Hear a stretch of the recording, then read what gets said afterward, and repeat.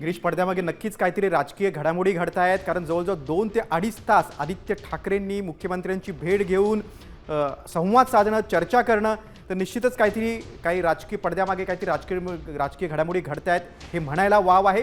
बीकेसीतील सॉफिटेल हॉटेलमध्ये आदित्य ठाकरे मुख्यमंत्र्यांना भेटल्याचं समोर आलेलं आहे आणि या भेटीमुळे आता चर्चेला उधाण आलेलं आहे।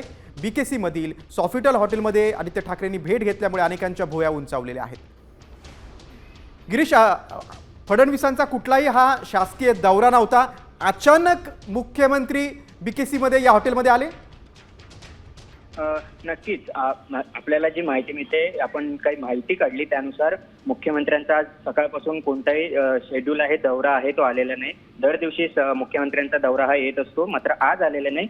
आणि त्यानंतर आज पाहिलं तर सकाळपासून मुख्यमंत्री हे सागर बंगल्यावर वरच्या बंगल्यावर होते, माफ करा। आणि त्यानंतर काही वेळाने दुपारनंतर मुख्यमंत्री हे जुहूच्या ठिकाणी गेल्याची देखील माहिती मिळते आणि जुहूवरून येताच मुख्यमंत्र्यांचा ताफा हा बीकेसीच्या दिशेने वळाल्याची माहिती आहे। आणि त्यानंतर ते त्या ठिकाणी 6:30-7च्या सुमारास हॉटेलमध्ये पोहोचले ही देखील आपल्याला माहिती मिळते। त्यामुळे आजचा मुख्यमंत्र्यांचा शासकीय वेळापत्रक नाही, त्यामुळे मुख्यमंत्र्यांचा त्या ठिकाणी कोणताही कार्यक्रम नाही असं आपण शासकीय कार्यक्रम असल्यामुळे आपण हे चर्चा आहे। त्यामुळे आदित्य ठाकरे यांचं देखील नेहमी शेड्यूल येते, जर ते कुठे जात असतील तर, मात्र त्यांचं देखील हे शेड्यूल आलेलं नाहीये।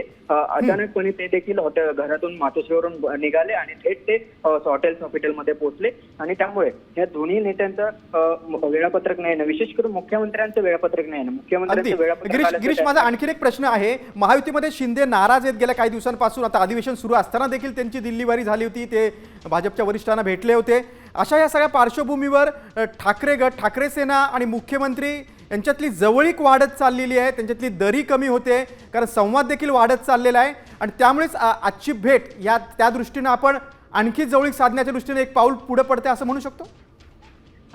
नक्कीच ज्या पद्धतीने आपण बघितलं तर जेव्हा एकनाथ शिंदे मुख्यमंत्री होते त्यावेळी कधीही उद्धव ठाकरे असतील, आदित्य ठाकरे असतील हे मुख्यमंत्री म्हणून त्या ठिकाणी भेटायला कधी गेले नव्हते। देवेंद्र फडणवीसांची देखील त्यावेळी त्यांनी कधी भेट घेतली नव्हती। मात्र विधानसभा निवडणुकीच्या निकालानंतर जे काही चित्र बदललेलं आहे, त्यानंतर उद्धव ठाकरे असतील, आदित्य ठाकरे असतील हे सातत्याने फडणवीसांच्या भेटीगाठी घेत गेलेल्या आहेत। कुठेतरी त्यांचा एक ज्या भेटीगाठींचा ओढ आहे तो जास्त झालेला आहे, त्यांच्या भेटीगाठींचं प्रमाण देखील वाढलं। मुख्यमंत्र्यांशी भेटणं, त्यानंतर अँटी चेंबर मध्ये 2 नेतेच एक आमदारांना बाहेर ठेवून चर्चा करणं असेल, या सगळ्या चर्चा उद्धव ठाकरे यांच्या जाहीररित्या जरी टीका करत असली तरी त्यांचा मुख्यमंत्र्यांसोबत असलेला अँटी चेंबर मधील गुप्त संवाद असेल, त्यानंतर आज आदित्य ठाकरे यांची भेट असेल। त्यामुळे नक्कीच कुठेतरी आता या 2 नेत्यांमध्ये ज्या पद्धतीचा वाद झालेला होता 2019 नंतर या 2 नेत्यांमध्ये जी दरी निर्माण झालेली होती ती कुठेतरी आता कमी होतानाचं आपल्याला चित्र पाहायला मिळतंय। दोघांमध्ये संवाद आहे तो कुठेतरी आता वाढत चालल्याचं देखील दिसतंय।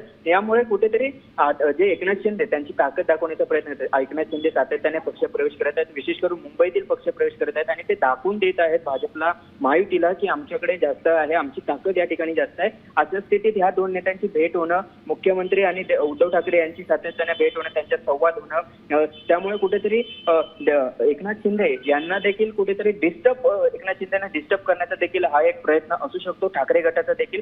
कारण एकनाथ शिंदे जास्तीत जास्त जर उद्धव ठाकरे यांना कोणाला डिफीट करायचं असेल, कोणाला पराभव द्यायचा असेल, हरवायचं असेल तर उद्धव ठाकरे यांचं पहिलं लक्ष हे या ठिकाणी एकनाथ शिंदे आहेत आणि त्यामुळे एकनाथ शिंदेना सातत्याने डिस्टर्ब करण्याचा प्रयत्न ठाकरे गटाकडून करण्यात। आता isakal.com आहे देशातील नंबर 1 ची मराठी न्यूज वेबसाईट।